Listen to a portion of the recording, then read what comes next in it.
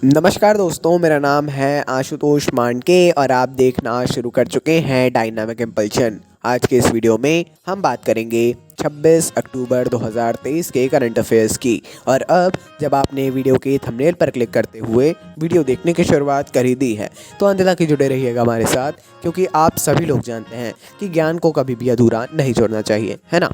इसी बात के साथ हम शुरू करते हैं आज के इस वीडियो को। पूरे फोकस के साथ देखिएगा, कोई भी कन्फ्यूज़न हो तो आप पूछ सकते हैं। पहली जानकारी के साथ सबसे पहली जानकारी, भारतीय और मलेशियाई सेना के बीच एक संयुक्त द्विपक्षीय प्रशिक्षण अभ्यास एक्सरसाइज हरिमाऊ शक्ति 2023 शुरू हुआ है।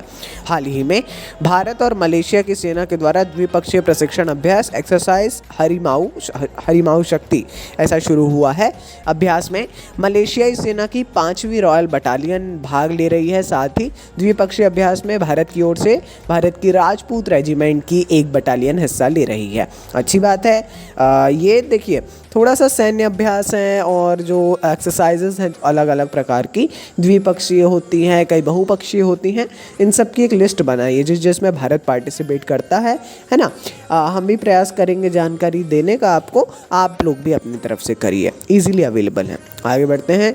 अशोक गाडगिल और सुब्रा सुरेश को क्रमशः प्रौद्योगिकी और नवाचार, अशोक जी को प्रौद्योगिकी और सुब्रा सुरेश जी को नवाचार का राष्ट्रीय पदक और विज्ञान का राष्ट्रीय पदक, माफ़ कीजिएगा, अच्छा सॉरी, अशोक जी को प्रौद्योगिकी और नवाचार का राष्ट्रीय पदक और सुब्रा सुरेश जी को विज्ञान का राष्ट्रीय पदक प्रदान किया गया। लेकिन कहाँ का? यूएसए का, है ना, यूनाइटेड स्टेट्स ऑफ अमेरिका का प्रेसिडेंट के द्वारा पुरस्कार समारोह में प्रमुख अमेरिकी वैज्ञानिकों, प्रौद्योगिकीविदों और नव प्रवर्तकों को भी सम्मानित किया गया है। बहुत ही शानदार यहाँ का कार्यक्रम था और मतलब एक बहुत ही अत्यंत हर्ष का और गौरव का विषय है। आगे बढ़ते हैं। चीन ने देश के रक्षा मंत्री जनरल ली शांगफू को पद से हटा दिया है। वहाँ के जो रक्षा मंत्री थे जनरल ली शांगफू, इनको पद से हटाया गया है। इस निर्णय को देश की रबर स्टैम्प विधायिका नेशनल पीपल्स कांग्रेस की स्थायी समिति द्वारा अनुमोदित किया गया था।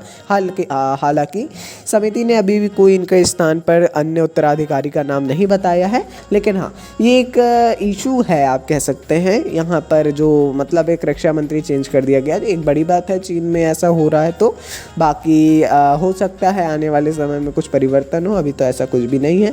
हम अगर इम्पोर्टेंट लगेगा तो हम अवश्य ही बताएंगे, लेकिन पढ़ लीजिएगा, इस इशू के बारे में थोड़ी जानकारी ले लीजिएगा, है ना। ये क्योंकि चीन से जुड़ा हुआ मुद्दा है और रक्षा से जुड़ा हुआ मुद्दा है चीन के, तो आपको ये पढ़ना चाहिए अवश्य ही। आगे बढ़ते हैं।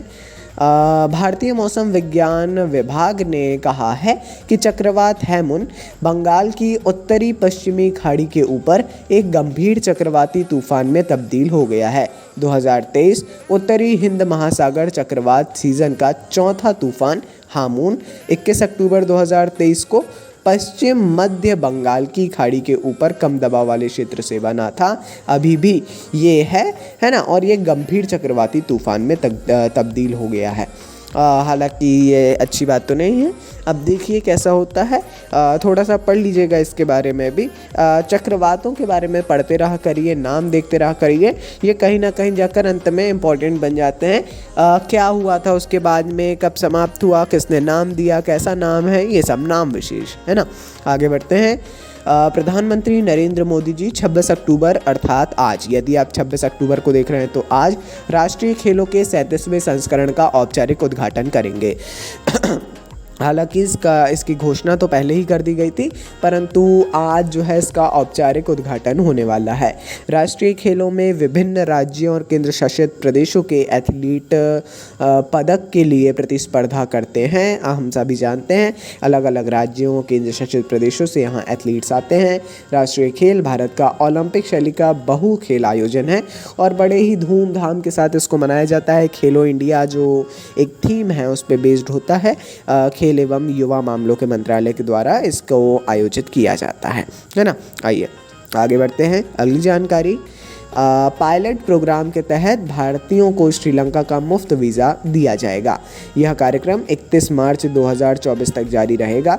6 अन्य देशों रूस, चीन, थाईलैंड, मलेशिया और जापान 6 अन्य देश इसमें हैं, है ना। ये ऐसा एक पायलट प्रोग्राम शुरू हुआ है। आप बोलेंगे इसकी ज़्यादा जानकारी नहीं दी गई है। हाँ, इसकी ज़्यादा जानकारी नहीं उपलब्ध करवाई गई है, ले लीजिएगा, लेकिन इसकी जानकारी ज़रूर ही इम्पॉर्टेंट है। क्योंकि और पढ़ना चाहिए आपको इसके बारे में ज़रूर ही कि ये 6 अन्य देश, ये मतलब श्रीलंका है, यहाँ पर इनको मुफ्त वीज़ा मिलेगा 31 मार्च 2024 तक। ये लगातार ये जारी रहेगा, पढ़ना चाहिए ज़रूर आपको इसके बारे में।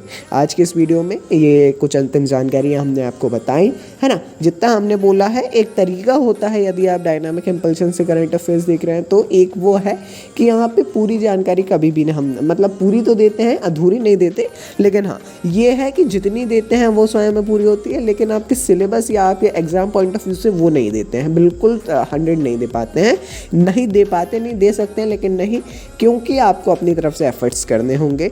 जितना ज़्यादा डीप में जा सकते हैं उतना ज़्यादा डीप में जाने का प्रयास किया करिए, यही हमारा मानना है। बाकी ये थी आज के इस वीडियो की अंतिम जानकारी। मिलता है अगले वीडियो में ऐसी ढेर सारी जानकारियों के साथ। ऐसा ही सपोर्ट करते रहिए। कोई सजेशन हो तो आप दे सकते हैं। नमस्कार, डायनामिक इम्पल्शन।